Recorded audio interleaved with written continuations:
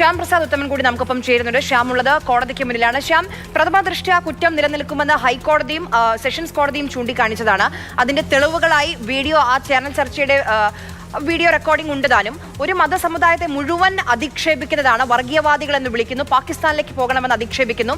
അപ്പോൾ സ്വാഭാവികമായും ഇളവുകൾ കോടതിയിൽ നിന്ന് പ്രതീക്ഷിക്കേണ്ടതില്ല.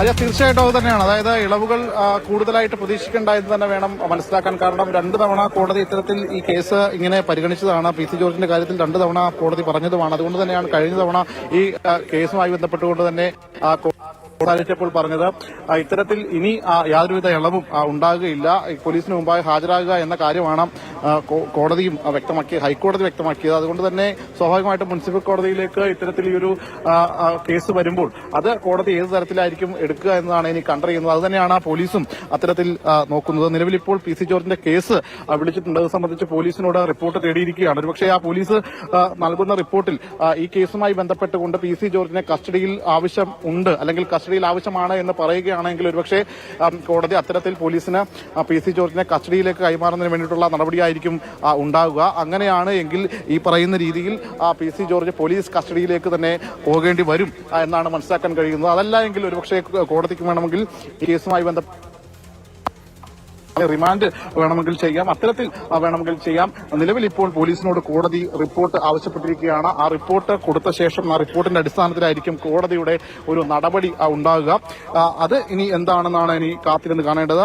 അല്പം മുമ്പായിരുന്നു പി.സി. ജോർജ് ഇങ്ങോട്ടേക്ക് കാറിലെത്തി കയറി പോവുകയും തുടർന്ന് അദ്ദേഹം ഒരു പ്രതികരണവും നടത്തി എന്ന് അദ്ദേഹം വ്യക്തമാക്കുകയും ചെയ്തു. നിലവിൽ ഇപ്പോൾ ഇരട്ടുപേട്ട പോലീസ് അടക്കം ഇവിടെ എത്തിച്ചേർന്നിട്ടുണ്ട്. രാവിലെ മുതൽ വീട്ടിലും മറ്റുമൊക്കെ എത്തി പി.സി. ജോർജിനെ അന്വേഷിക്കുകയും മറ്റുമൊക്കെ ചെയ്തതാണ്. പക്ഷേ പി.സി. ജോർജിനെ ലേക്ക് അദ്ദേഹം എത്തിച്ചേരും എന്നത്, അത് നാടകീയമായി തന്നെ അദ്ദേഹം എത്തിച്ചേർന്നു എന്നതാണ് ഏറ്റവും കാര്യം. നിലവിൽ ഇപ്പോൾ അദ്ദേഹം എത്തിയിട്ടുണ്ട്. അദ്ദേഹത്തിന്റെ കേസ് നിലവിൽ കോടതിയിൽ വിളിച്ചിട്ടുണ്ട്. കേസ് കോടതിയിൽ വിളിച്ചു എന്നാണ് അറിയാൻ കഴിയുന്നത്. കോടതി എന്ത് നിലപാട് സ്വീകരിക്കും, എന്തായിരിക്കും കോടതിയുടെ നടപടിക്രമങ്ങൾ, തുടർ നടപടിക്രമങ്ങൾ എന്നുള്ളതാണ് അറിയേണ്ടത്. നേരത്തെ ബി.ജെ.പി. നേതാക്കളൊക്കെ സംസാരിക്കുമ്പോൾ ഒരുപക്ഷെ കേരളത്തിൽ തന്നെ ഏറ്റവും മുതിർന്ന രാഷ്ട്രീയ നേതാവ് എന്നൊക്കെ വിശേഷിപ്പിക്കുന്നുണ്ടായിരുന്നു പി.സി. ജോർജിനെ. 30 വർഷം അല്ലെങ്കിൽ അതിൽ കൂടുതൽ ജനപ്രതിനിധിയായി നിന്നൊരു വ്യക്തി, MLA ആയി നിന്നൊരു വ്യക്തി ഇത്തരത്തിലുള്ള പരാമർശങ്ങളാണോ നടത്തേണ്ടതെന്ന ചോദ്യം അവിടെ അവശേഷിക്കുന്നുണ്ട്. ആദ്യത്തെ തവണയിൽ എത്രയോ തവണയായി പി.സി. ജോർജിന്റെ ഭാഗത്ത് നിന്ന് സമാന രീതിയിൽ സമാന സ്വഭാവമുള്ള അധിക്ഷേപ പരാമർശങ്ങൾ കേൾക്കുന്നു. അതുകൊണ്ട് തന്നെയാണ് ഹൈക്കോടതിയും അതോടൊപ്പം തന്നെ സെഷൻസ് കോട്ടയം കോടതിയും കൃത്യമായി ഈ കുറ്റം നിലനിൽക്കും, പ്രഥമ ദൃഷ്ട്യാ നിലനിൽക്കും എന്ന് പറഞ്ഞുകൊണ്ട് മുൻകൂർ ജാമ്യം തള്ളിയത്.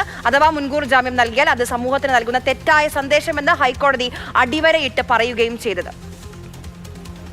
ആ ഒരു സാഹചര്യത്തിൽ ഇന്നിപ്പോൾ ഈ കോടതിയിൽ നിന്ന് പി.സി. ജോർജിന് അനുകൂലമായിട്ട് എന്തെങ്കിലും ഒരു നിലപാടുണ്ടാകാനുള്ള സാധ്യത വളരെ വളരെ കുറവാണ്. പ്രത്യേകിച്ചും പോലീസിന്റെ നിലപാടും ആ കാര്യത്തിൽ കടുത്ത നിലപാട് തന്നെയായിരിക്കും.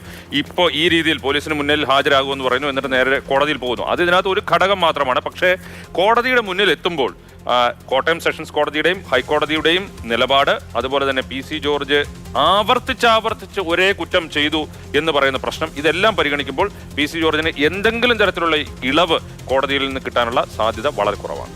ഒരു കയ്യബദ്ധം അല്ലെങ്കിൽ ഒരു അബദ്ധം പറ്റിപ്പോയി എന്നുള്ളതാണ് പി.സി. ജോർജ് പറയുന്നത്. രാഷ്ട്രീയ പ്രേരിതമായ കേസാണെന്നും ആയിരുന്നു കോടതിയിൽ നടത്തിയ വാദം. പക്ഷെ അതൊന്നും നിലനിൽക്കുന്നതല്ല. കാരണം ഇത് ആദ്യത്തെ തവണയല്ല. ഇപ്പോൾ ചാനൽ ചർച്ചകളിലാണെങ്കിൽ പോലും ഇത് പി.സി. ജോർജിന്റെ ഭാഗത്തു നിന്ന് ആദ്യത്തെ തവണയല്ല.